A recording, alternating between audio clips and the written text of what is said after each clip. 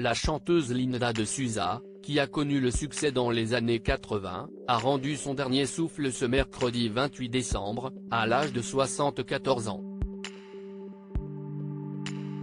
C'est son agent qui a confirmé la triste nouvelle à un journaliste de l'AFP, alors que l'artiste avait été hospitalisé dans un état préoccupant suite à une insuffisance respiratoire. Le monde de la musique est en deuil. Ce mercredi 28 décembre, Linda de Souza est décédée à l'âge de 74 ans, comme l'a confirmé son agent Fabien Lecoeuvre dans un communiqué publié sur les réseaux sociaux. Son fils Joao et moi-même, avons la douleur de vous apprendre le décès ce matin à 10h10, de Madame Linda de Souza, à l'hôpital de Gisors, où elle avait été transférée très tôt ce matin même, pour insuffisance respiratoire et positive au Covid-19, pouvait-on lire. De son vrai nom Teolinda Joaquina de Souza Lança, Linda de Souza avait quitté son pays d'origine, le Portugal, à la fin des années 60, et avait finalement posé ses valises en France, où elle avait connu le succès dans la musique pour la première fois avec son titre Le Portugais, sorti en 1978. Forte de sa grande popularité, Linda de Souza avait connu la consécration en 1983, en remplissant l'Olympia, pas moins de 15 jours d'affilée.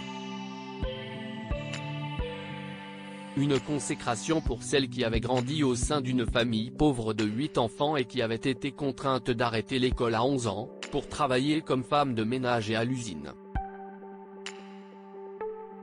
Une enfance qu'elle avait notamment racontée dans son livre autobiographique La valise en carton, paru en 1984 vendu à plus de 2 millions d'exemplaires.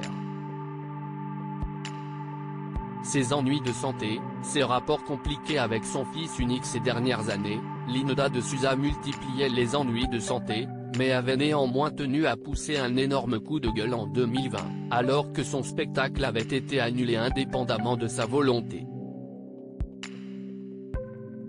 Derrière de prétendus bons sentiments sur ma santé, on cherche à me faire porter les responsabilités de ce projet qui n'a pas rencontré le succès escompté.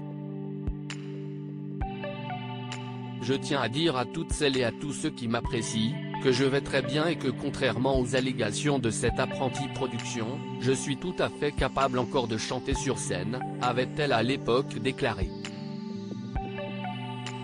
Pendant 20 ans, la chanteuse n'a pas adressé la parole à son fils unique, Joao Lança, qui vit à Lisbonne. En octobre dernier, celui-ci lui avait rendu visite alors que l'état de santé de sa mère se détériorait, comme il l'avait confié dans les colonnes de France Dimanche.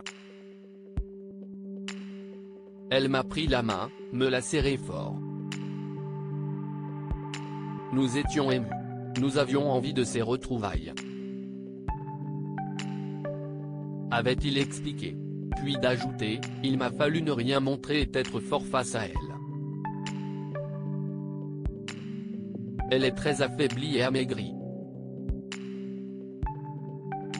C'était une grande fumeuse et son infection pulmonaire s'est aggravée d'autant qu'elle ne s'alimentait plus et se laissait dépérir.